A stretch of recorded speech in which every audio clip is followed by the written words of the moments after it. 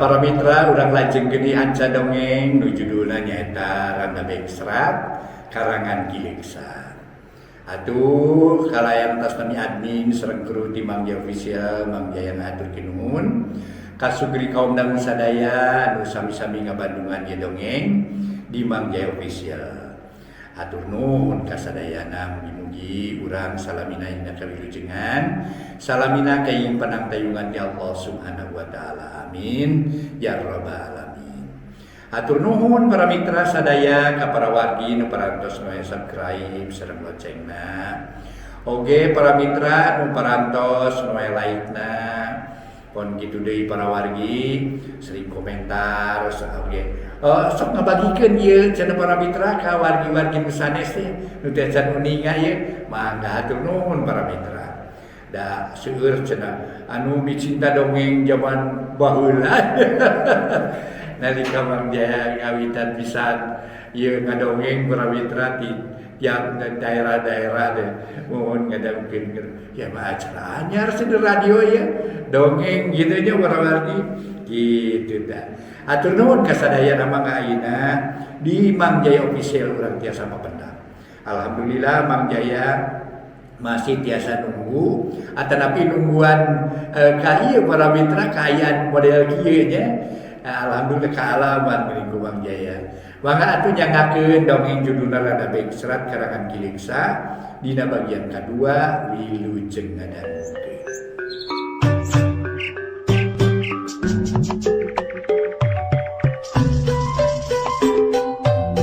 Para mitra kaum dangu, wilujeng tepang dangu sareng acara matuh dongeng enteng pangbeberahmana. Mang Jaya sapara kanca bade neraskeun hanca dongeng nu katunda carios nyambung judulna nyaeta Randa Bengsrat karya Giligsa ayeuna nincak bagian kadua. Mangga tu para mitra kumaha dongeng salajengna kumaha kalakuan si Karmin salajengna. Wah masih mitambean para wargi ieu panjang lalakona teu da.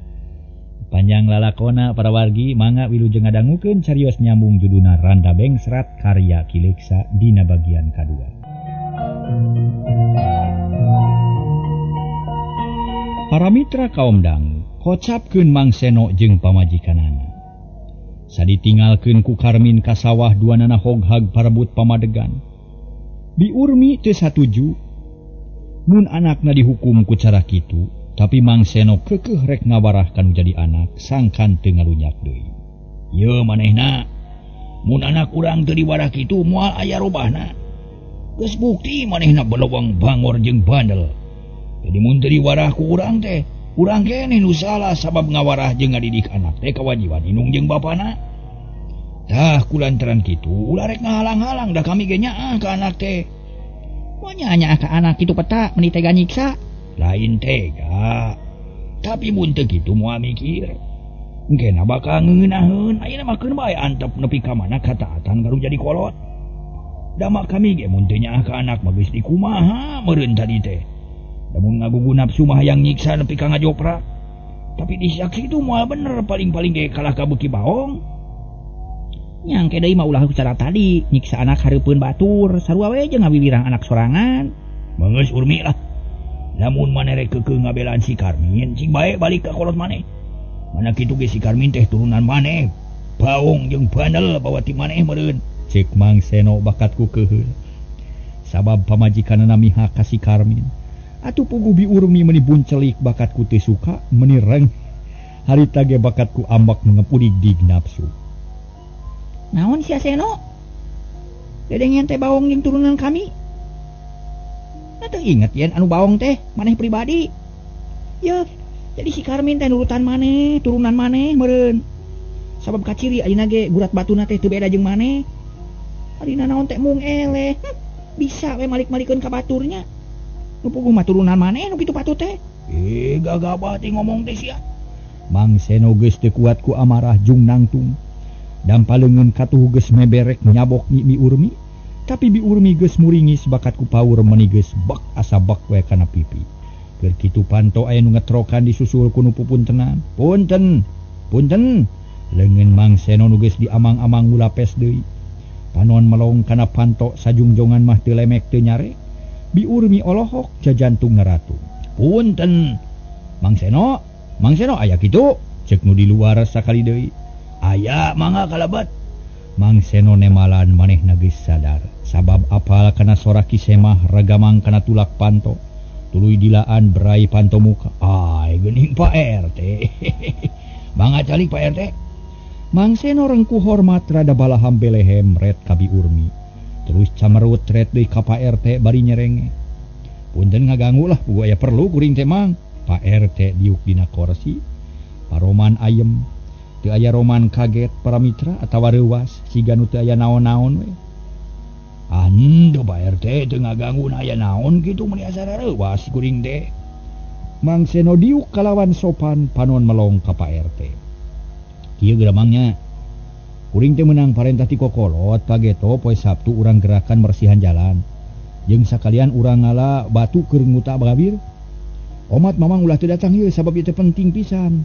Ngan sakitu perlu nama mamang. Oh, kedah kerja bakti. Tah leres lah kitu. Janten pokona mah kerja bakti lah gitu. Jadi sanes kerja bakti gawe gotong royong lah. Ai kerja bakti mah hartina teh meureun siganu naon teh kitu dititah kitunya hartina mah lah. Naon kitu istilah kerja bakti mah cekuring mah rada kurang merna. Nu alus mah gotong royong gitu. Jadi kasadaran sorangan gitu. Ai kerja bakti mah jadi dihayo-hayo ku batur, ai gotong royong mah kasadaran sorangan. Ieu mah gotong royong memang gitu. Oh, nya geuning da kitu. Jadi kami teh cenah kudu gotong royong, cenah madakeun bae lah. Kawado minggu hareup euy bibina, ulah ayeuna nya. Cek Mang Seno bari ngareret kabi urmi nu camerut keneh. Hatena ngagugudug keuheuh tapi kasapih ku Pak RT amarahna nungkut. Kajian teuing kumaha benerna we atuh. Nya kitu we juga ini mah tiga tuh nyokot-nyokot cai teh ka ditu ieu Pak RT subuhan.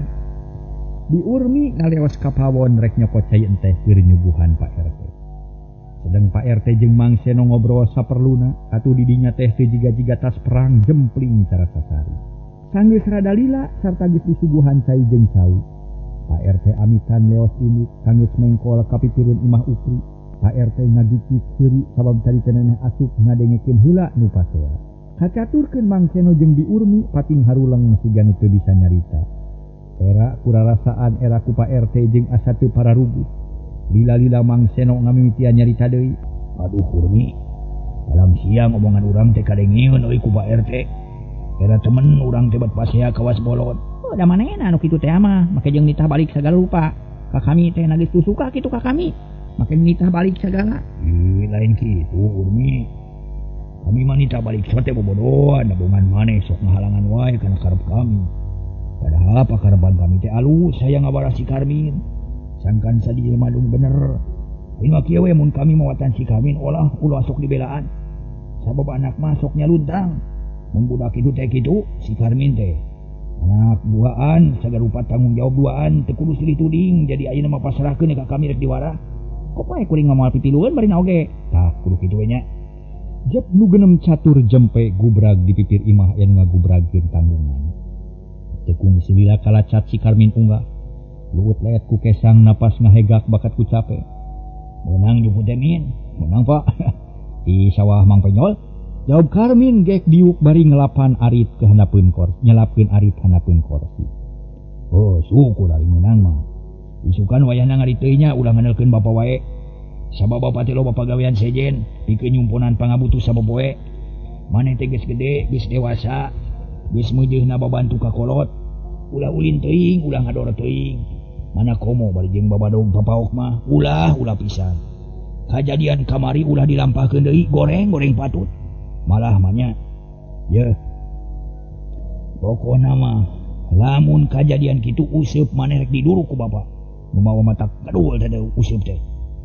Karmin teu nemalan kalah ledak musap kesang dina tarangna. Panon melong kaburuan ras inget kana kajadian tadi. Basa kadatangan Hansip teh ngalaman diparieuskeun ceuli ku kolotna hareupeun sema. Heueuh min maneh teh geus gede ayeuna mah geus dewasa. Geus waktuna babantu ka kolot, geus segera diajar usaha. Sabab sakedeung deui bakal boga pamajikan da geus sawawa maneh teh. Mun teu bisa usaha rek kumaha, mangkana imah jeung bapa moal bisa ngawaris barang. Da kanyataan batan sakieu kasaksi ku manehan oge ye, teu kudu dijentrekeun jelas, nongerak. Karmin anger teu nembalan hate namah nyeredet. Sabab asa diingetan yen manehna teh nyaan geus sawawa. Tereh boga pamajikan awal ari pagawean kawas budak. Ukur ulin atau walang layangan kana usaha can bisa tapi kana udud geus nyandu. Geus gerada heula min. Tuh geus sana tuh. Cek Mang Seno bari nunjuk ka pawon Karmin cengkak. Da nyaan beutungna geus lapar ari biurmi ngarenjag. Manehna kakara inget tadi teh ningalkeun sangu dina seeng. Jeung pinang dina pendil teu ditempo-tempo korejat nangtung tuluy lumpat ka pawon. Kasampak seeng caina saat pinang tutung menihangit. Atuh meningah huleng da puguh kajongjonan ku pasea jeung ngobrol. Mana sanguna mak? Jadi seeng keneh min bau hangit sanguna ge duh. Seengna saateun malah pinang saat laukna tutung. Das nah tuh gawe teh naon wae di imah teh mak. Karmin gegelendeng handeueul jeung jengkel. Hanas geus ngajemprak sila ari sanguna bau hangit. Aya saya mah tadi teh min mak jeung bapa kajongjonan teh ngobrol. Ngadenge nu ribut-ribut Mang Seno nyampeurkeun nanyakeun ka pamajikanana. Sanggeus diterangkeun atuh meuni gogodeg Mang Seno teh. Keun bae min sing sabar euy mana kitu ge lain milik maneh lauk teh kalah tutung da saateun. Tapi moal mubah teuing da aya keneh piliheun poe dahar ka dinya pilihan. Ndak kejona bau hangit seengna kasaatan, Pak.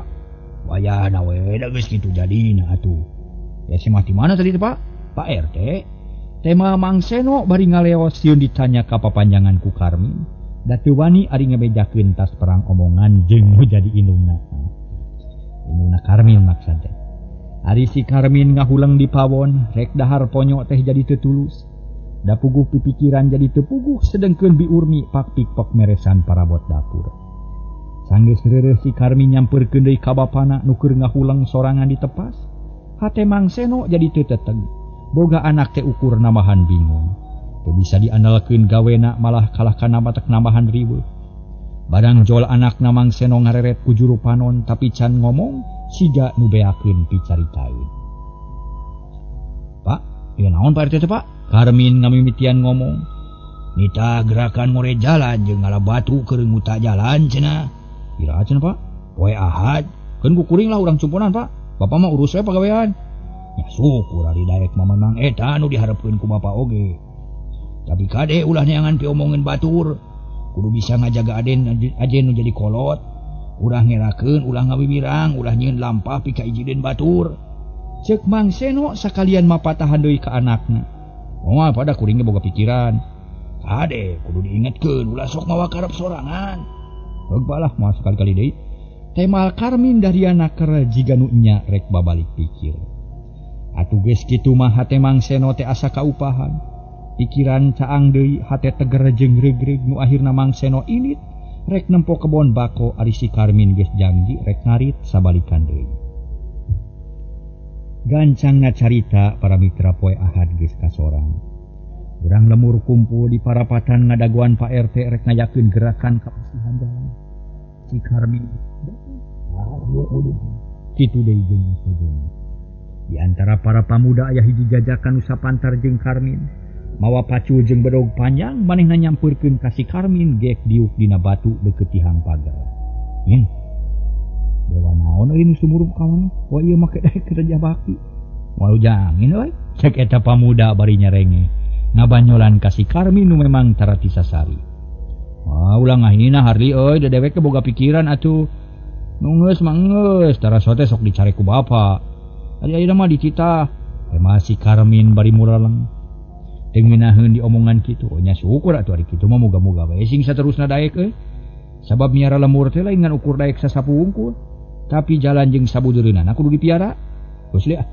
Kuring mah teu butuh ku papatah ti maneh. Butuh ge ku beja nu pantes euy. Di mana nu lalajoaneun teh? Si Karmin bari ngadeuketan gek diuk di jeureun Harli. Oh hayang lalajo maneh teh min? Harli malik nanya. Oh geus lila euy teu lalajo euy. Urang pindah diuk niu urang padami itu. Harli ngaharewos, yuk di mana tuh? Tuh deket akal asem ngarah teu kadenge ku batur. Duanana cengkat tuluy muru ka tempat nu dimaksud ku Harli. Sanggeus tepi duanana guk gek dariuk bari tetep nyekel pacul. Kubali, engke di Campaka aya nu hayang golek. Dalangna urang Karawang euy sinena ti Subang. Mun maneh hayang lalajo sampeur ka imah dewek bada Isa. Satujuan teh min? Hehe satuju atuh dewek mah kana lalajo mah. Tapi kumaha kaayaan di ditu? Loba nu herang mah. Rek meresep we kana kitu teh lah hayang ngaheureyan we jeung hayang. Karmin teu kebat nyaritana. Yang naon kitu maneh? Harli mencrong. Oh hayang nganyangan we kitu hayang nganyang. Oh beres lah. Karep kitu mah burung hasil sia. Munyan hayangna ulah jalir sia sampur ka imah dewek. Nya lah beres. Sabot gunem catur duaan Pak RT celak celuk kanu araya di dinya. Ngajak ngariung heula atuh tuluy sarerea kumpul ngariung. Malah mah Karmin jeung Harli milu aubrek ngadengekeun papatah ti Pak RT. Harita Pak RT ngayakeun diantara. Jalan anu kalebak heulakeun kamali rejeung gawirna caangan. Batu-batuna bereskeun sarta jalan cai bebener sing rapi. Geus beres eta urang ka kidul mersihan anu berasna ka Situ Raja. Ulah poho mawa parang nya, awas siap-siap. Cek Pak RT bari tanyak tunjuk nu ngariung unggut-unggutan sarerea satuju kana parentah ti RT. Geus puguh kitu mah bring sarerea muru ka jalan kalebak. Beres jalan anu memeres jalan nu barala loba jukutan. Karmin jeung Harli teu pajauh bari digawe teh galecok ngobrol bari seuri gogonyakan. Satuluyna pagawean lumangsung kalayan lancar kabeh dihanca nurutkeun rancana tadi. Kabeh digawe babarengan. Kaya nu melencing, kaya nu luhad lehen, estu suhud giat, giat-giat. Sageus rengse tuluy barali ka imahna masing-masing. Kacaturkeun peutingna para wargi sadaya. Kaayaan sepi jempling, langit lenglang, taya aling-aling. Bentang baranang pating karicup, sora jangkrik reang di sarada patemalan jeung sora gaang, ditema ku sarolonok di kebon roai. Harita Karmin lempang sorangan muru ka imah Harli. Rek nyumponan janji teh. Karmin dangdan meuni ginding mawa duit sacukupna bisi butuh keur ngabibita mojang. Barang serog ka imah Harli reg eureun ngadedengekeun heula anu di jero imah. Sabab harita aya nu pating gerendeng ngobrol, tapi teu jentre omonganana teu kaharti maksudna. Kemana di si Harli teh? Palang siang bohong ajang dian teh. Ceuk pikir Karmin bari nguliwed ka pipir ngadeuketan janela kamar. Nu ceuk panyangka Karmin mah di dinya sarena Harli. Karmin ngajanteng di pipir imah tapi teu ngadenge sora Harli. Puguh we si Karmin jadi mandeg mayong. Bisi tetepung jeung sobat tungtungna ngoloyong ini trek balik deui ka imahna. Tapi karek ge bijil ti pakarangan berai panto aya nu muka. Atuh caang keburuan malah mah tonggong Karmin ka caangan. Saha eta? Ceuk Mang Itang bapa si Harli. Kebeg Karmin ngarenyag tuluy malik bari nyarita. Abdi pun Karmin pak. Oh jang Karmin tuh lain ka jero. Daya si Harli ge yap ka jero ulah asa. Mangapa nuhun pak. Karmin teh tulus balik hatena atoh dititah ka jero. Kalacat unggah ka tepas dek diuk dina kursi. Ari Mang Itang asup ka tengah imah nu satuluyna gera-gero ka anakna. Nu keur dahar di pawon. Emang pak cek Harli rada ngosom. Itu babaturan maneh nyamper. Kadenge nu lempang muru ka tepas lol tina panto tengah. Harli seuri bari jeung bunga sabab Karmin bener-bener nyimponan jangjina daek datang ka imahna. Geus diamin, gek diuk dina kursi, rek doi puguh kumana laju tadi terus mah. Geus tulus atuh. Deui ya keur dahareula nya. Batur loba nu rajo euy tapi urang mah ulah bareng jeung loba lah sok tara puguh. Mending ge duaan ngarajongjonya jeung bebas. Keda gua euy rek salin ya rek menulis beakeun dahareula. Jeung atuh buru-buru dangdanan. Harli ngojengkang tuluy ka dapur meakeun hancana. Geus kitu tuluy kapangkeng tekung silila geus bijil deui geus rapih meunang dangdan. Tuluy bebeja ka kolotna terang-terangan rek lalajo. Mang Itang idinan atuh tuluy Harli jeung Karmi arindi. Dua pamuda lalempang kalayan tenang bari nguplek ngobrol. Sagala dicaritakeun sakapeung sok amprok jeung nu wawuh. Tapi ukurnanya saperluna masing-masing boga tujuan. Ari bari ngobrol mah najan jauh ge teu karasa nyaho-nyaho geus anyog ka jalan raya. Harita masih kene aya mobil anu kawadokeun. Malah mah kenekna gegeroan ka Karmin jeung Harli. Wado cenah. Bari nunjuk ka langit. Rek lempang aturkan mobil hi. Karmin ngaharewos. Lempang we dawak moal kungsi 2 jam atuh. Kahiji ngirit duit, kadua susuganan mangin nu herang di perjalanan. Pantujuan urang mah ulin, lain rek muru-muru teuing waktu lah. Jadi teu kudu kana mobil salse we urang mah lempang kitu. Maka aja nah tuh lempang. Tapi mun aya mojang nu naik kana mobil urang nurutan. tepuh teh satuju dewek malah. Tuluy duanana laleumpang bangun tenang. Teu eureun-eureun bari ngobrol-ngarobrol di barung ku Sukaseri. Mun tepung jeung batur silih gupayan, mun aya nu dipikaresep dikeprokan atawa disuitan. Barang anyog katanyakan pasir impun, aya nu begat 2 mojang nu gareulis jeung lenjang. Sidik pisan kasorot ku cahaya bulan, atuh Karmin jeung Harli meniku metap siga nu lapar naker. Reg duanana areureun hayang ngobrol jeung Nyi Mojang. Zaman naon nyai begat mobil? Cek Karmin bari gek diu, tak teu jauh ti 2 mojang nu keur ngajaran teng sisi jalan. Kawas nu keur megat mobil. Harita ditanya kitu teu ngajawab ukur imut. Pikalucueun nambahan kapanasaran pikeun Karmin mah. Ulah isi nyai lah. Da Kang mah moal naon-naon kitu teh naros we atuh bilih peryogi ku mobil. Ku akang rek dipangmegatkeun. Da Kang nuju megat mobil ieu teh nanging rada sesah geuning. Si Karmin teu asa-asa nyaritana. Sonagara jeung gede wawane. Ari Harli harita teh ngahenen bae bari ngabandungan omongan sobatna. Teu lepat abdi teh nuju ngantosan mobil nanging tos lami teu aya wae nya. Cek Mojang ngajawab ayeuna mah. Awatos teuing atuh nyai.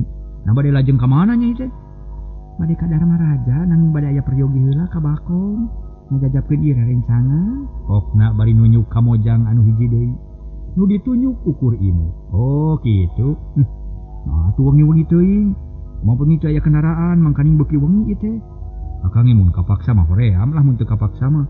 Da wengi teh aya kendaraan, cek Karmin siga nu nya bingung. Padahal hatena mah bunga. Dupi akang bade teras ka mana? Nyi Mojang malik nanya. Bade ka Campaka maksad mananging upami teu aya kendaraan mah bade teras wae ka Dharma Raja akang ge. Oh kitu. Ini elodanna. Nyi Mojang ngaheureuyan. Sanes elodan da aci wungkul akang mah. Mitra sadaya. Sekarmin teh kitu. Upami laras aci wungkul mah atuh kedawantun ngabuktoskeun. Nah laras akang teh aci wungkul atau nepi campur elon. Nyi Mojang beuki wani atuh Karmin beuki pogot, malah mah Harli milu nyarita da kabitaeun ku Karmin. Kanggo ngabuktoskeun yen aci wungkul mah kedah kumaha kitu nyai? Karmin nanya semu asa-asa keneh. Pamaget nu aci wungkul mah kedah ageng wawanen, kedah satria sareng jujur. Da eta tawis aci wungkul. Mangga urang buktoskeun, nah kedah kumaha kitu carana? Ceuk Harli semu nantang. Sieun kapiheulaan ku Karmin. Nyai kedah kumaha ngabuktoskeunana atuh. Upami laras-laras pamaget aci wungkul kedah wantun ngajajabkeun abdi ka Bakom atawa nepi langsung ka Dharma Raja. Mapa? Cek Karmin kaget. Upami teh mobil mah nya kapaksa mah pah margi kumaha deui atuh da hibar mah teu tiasa. Karmin jeung Harli silih teuteu. Duanana rada seunggah ari kudu ngajajabkeun ka Dharma Raja mah da puguh lain lalakon deukeut-deukeut. Tepi ku satengah jam. Pokona sieun di pasir hingkikna. Bisi aya nu megat mangkaning jauh ka ditu jauh ka dieu. Wantun asa pinte Kang? Nyi Mojang ngadesek. Wantun lah. Nah ada moal ngeplek jawer nganar jangjang. Dalain hayam lisung akang mah tapi hayam jalak tukang adi-adu. Hayu lah najan kudu jajab ka Dharma Raja ge tapi si Karmin siga nu asa-asa kalah ngaheheh teu pugu. Bade munut buru? Nyi Mojang surti. Oh sanes eta hoyong terang heula jenengan. Abdi mah pun asri. Nyi Mojang nyebutkeun ngaranna. Abdi pun Maya. Mojang nu hiji deui ngaku ngaran Maya. Oh nuhun atuh nuhun pisan. Akang Bunga geus terang jenengan nyai. Ayeuna moal kagok nanging kedah nyebat kumaha tuh ari akang teh. Nyebat naon ka nyai teh nya? Ceuk Karmin. Sebat we asri. Ari ka Maya nyebat naon cenah nomerna? Ceuk Harli. Sebat we Maya tanapi emai. Ceuk hiji Mojang nu ngaran Maya. Ieu tuh urang mios bari megat mobil margi ari ngantosan mah bilih teu aya. Nu antukna moal tiasa mulih ka bumi. Sanes kitu li. Karmin neuteup ka Harli, satuju lah. Abdi ge satuju nanging abdi mah hoyong terang heula jenengan akang duaan. Dupi nu jangkung aya kumisan saha jenenganana. Oh akang, Karmin akang mah. Cek Karmin bangun reueus. Dupi nu nyang ngojeket hideung saha? Nunjuk ka Harli. Oh akang mah Harli, bujang asli ti Cikenes, ti Cikekes kaler. Dupi Kang Karmin ti kawana kawit? Sami ti Cikekes. Rompok akang mah teu tebih ti Pertelon. Pokona mah caket tangkal sawawalana taroskeun we Karmin putra Mang Seno. Cek Karmin Gunasep meuni agul boga ngaran Karmin teh para mitra sadaya. Atuh saterusna para wargi sadaya. Bojang teh nyarita nuhun atuh Kang Karmin kitu di Kang Harli. Hayu atuh urang mios bilih wangi teuing abdi mah reueus ari aya nu nyarengan teh lah. Kawit naon tos bingung bilih teu tiasa dugi karorompo ceuk Nyi Mojang nu ngaran Asri. Bari ngaleng ka Karmin. Puguh we Karmin mending ngalenyap bakat bunga pacampur jeung reuwas para wargi sadaya. Hatena deg-degan bungahna di kaleng reuasna make jeung kakara di kaleng ku awewe. Atuh jajantung ratug sabab kakara harita di kaleng ku Mojang geulis. Mangga as Karmin siga nu gegeumeueun tuluy leumpang ngadeg ngarendeng jeung Nyi Asri. Para mitra kaum dangu, harita Harli melong ka Karmin. Hatena teu puguh rasa tapi aya rasa sirik hayang di kaleng ku Nyi Maya. Lila-lila manehna kabita atuh gancang ngaleng Nyi Maya diajak leumpang nuturkeun Karmin nu geus diheula. Peuting jempling nu kadenge ukur sora jangkrik jeung cari cangkas. Bulanungan sapasi mubus kana mega hideung. Atuh ngalemeng teu pati bengras anu akibatna jalan ge ukur remeng-remeng. Tapi kaayaan kitu teu jadi panghalang kana lampahna Karmin. Jeung Harli nu harita asa mobok manggih gorowong bet manggih Mojang anu hayang dijajabkeun ka lemburna. Mimitina mah jarempe siga nu beak picaritaeun tapi lila-lila mah bibir Karmin asa gararete. Atuh pok nanya dari anaker. As, mulih ti mana nu salaresna teh atuh naha mulih teh bet wangi-wangi teuing. Kitu ceuk Karmin bari ngareret. Leungeunna harita teh para mitra meulit kana cangkeng Nyi Asri nu di kaleng meni ngahenen. Wangsu ti babakan Bandung nepangan pun uwa. Oh, kitu dupi di bumi aya sakeun teh kitu na. Tuang Rama sareng tuang Ibu aya keneh. Pun bapak parantos teu aya ari pun biang mah aya keneh. Pami akang jajab dugi ka bumi moal nyeuseut tuang Raka. Da teu gaduh lanceuk abdi mah. Oh maksud teh caroge nyai. Teu gaduh, papacangan atuh. Cek Karmin nyedak-nyedak. Teu gaduh papacangan oge. Oh nu leres, Karmin atoh hatena surak. Leres Kang. Nuhun atuh nuhun. Nyi Asri teu nemalan ku Karmin diteuteup. Katara imut kareueut Karmin beuki rapet ka Nyi Mojang leumpang meni pagegeye mata karagok. Silih cekelan jeung silih kaleng. Kitu de Harli jeung Nyi Maya kalakuan teu beda jeung Karmin leumpang meni teu sirikna ngarayap. Malah beuki lila pajauh jeung Karmin anggang kira-kira 5 tumak. Bentang nu baranang pating kariceup angin leutik na hiliwir. Mepene nu keur silih kaitkeun tali asih ngumarasa asmara. Anu harita ge para mitra mimiti sumaramah ka sakujur badanna. Akhirna nu laleumpang teh tepi kapulunan memeh Cikawung. Kaayaan di dinya harieum jeung caneom pikasieun. Katamah-tamah harita teh waktuna geus peuting meni jempling mata keueung. Reg nu ngaku ngaran Asri eureun Karmin ge kabawakeun eureun. Tuluy ngareret ka tukang Harli jeung Nyi Maya katempo remeng-remeng. Nah liren di dieu nyai sanes bade teras ka Dharma Raja. Da ari bakoma parantos kalangkung tadi teh memeh tanyakan. Ceuk Karmin semu heran hatena mimiti cangcaya. Capek Kang, jawabna ponok gek diuk dina jukut sisi jalan. Ari Karmin ngajanteng nangtung luak liuk nemponan anu harieum pikasieun. Serog Harli jeung Maya anyog atuh ngariung opatan. Dariuk dina jukut hareupeunna ngareureuhkeun kacape. Sajongjongan mah Harli jeung Karmin teh teu loba omong ngaharuleng da puguh cape. Keur kitu selengseng bau rampe disusul ku bau menyan jeung surutu. Puriding bulu punduk Karmin jeung Harli maruringkak. Di dinya teh kacida keueungna meuni geeuman. Nya Asri, itu seungit naonnya? Karmin ngaharewos bari ngadeuketan sedengkeun Harli luak liuk bari muntang ka Karmin. Nyi Asri teu nemalan. Siga nu sieun jeung keueung keur kitu kadenge sora anjing babaung. Meuni asa deukeut pisan puguh we harita teh kalah beuki keueung jeung geeuman. Katurug-turug tatangkalan ngadak-ngadak oyag katabaku angin peuting, sorana meuni pating korosak. Karmin jeung Harli silih teuteup. Duanana ngarasa sieun jeung keueung, teu lila Harli nanyakeun ka Nyi Maya. Nyai tebih keneh ka bumi teh? Bari direret tapi barang ret, Nyi Maya teu aya malah Asri ge geus eueuh. Teu kanyahoan ngilesna, beg hate Harli reuwas meuni calawak bari molotot. Kasima nempok kajadian kitu. Hah? Kamarana Mojang teh li? Karmin nanya bari molotot manehna ge ngarasa kaget sabab Nyi Mojang ngadak-ngadak ngiles. Cilaka Min, urang katipu ku jurig.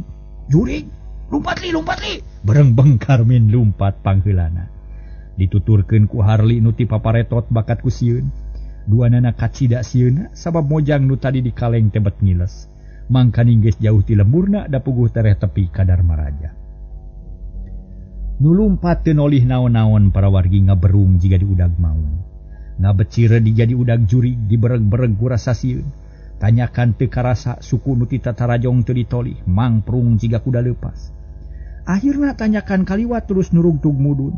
Nu lumpat ampir susut bakat ku capek. Nu satuluyna Karmin ngudupruk beak tanaga.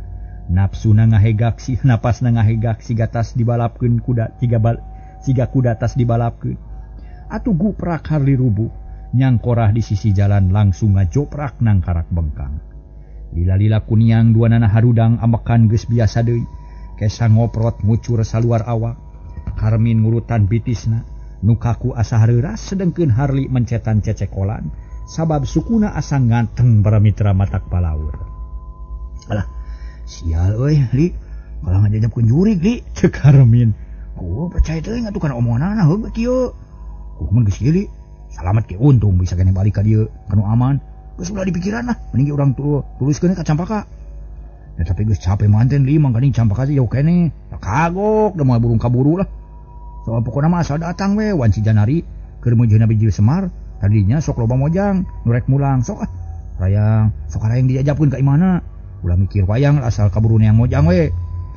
Karmin teu nemalan manehna mikir heula bari nimang-nimang kaayaan awakna nu capek. Lila-lila omongan Harli kapikir bener-benerna pok Karmin nyarita. Bener dia. Alah kejadian nu bieu teh euy, kudu ditebus ku kagumiraan. Yeuh, ayeuna mah urang tuluskeun ka Campaka, sugan we ka upahan, kasieun jeung ka capek teh. Jadi ditu mah moal patepung jeung jurig euy. Sabab anak jelema loba kene, tapi narek kuat lempang nadi. Ulah kumeok meme dipacok jeung tibatan bibirang. Mending ketuluskeun ka Campaka. Yeuh atuh mumpung sore kene. Hayu. Duanana carengkat lalaunan tuluy laleumpang bari ingkud-ingkudan, mawa hate nu haneueul kaduhung make ngagugu kana omongan mojang nu duaan teh. Para mitra kaum dangu, Karmin jeung Harli kalayan sabar laleumpang mapai jalan. Akhirna memeh tepi ka pengkolan nu ka Campaka mengkol ka katuhu. Mapai jalan desa untung halodo jalana teu jeblog sarta kacaangan ku bulan nungan sapasi. Jauh teu burung cunuk anggang teu burung datang kira-kira wanci tengah peuting. Karmin jeung Harli geus tepi kanu dijugjug. Di jalan gede geus kadenge sora gamelan wayang mirig sinden anu ngahaleuang ditema ku alok anu begel. Teu gaplah Li. Kabagian kene euy jigana tuh. Nu dagang meni ngajajar, lampu meni rumang sapanjang jalan. Wah, sigana rame wayang teh dan ulah joge meni ngaleut. Cek Karmin bari nuju ka nu dagang, nu katempo damarna bungkul. Harita Harli jeung Karmin keur nyorang pudunan, sakali de nyorang pengkolang bakal anyog ka tempat nu lalajo. Malah ali sora wayang mah geus jentre asa deukeut pisan. Boga duit min? Cek Harli. Duit keur naon? Lapar euy hanaang mun boga urang jajan heula atuh. Ya duit mah juga urang jajan sing seubeuh. Ulah bakal lajo can seubeuh beuteung mah bisi nglang layeusieun. Oh bener atuh kudu kitu bari nage. Nu duaan tuturubun murujong kos sate. Bus ka jero. Langsung mesen sate 20 memeh asak sate ngadaharan kulub suu. Kaayaan di dinya beda pisan jeung ditanyakan Cikawung. Estu gandeng loba dedengean, gamelan teu eureun-eureun, sinen ngelak meni halimpu.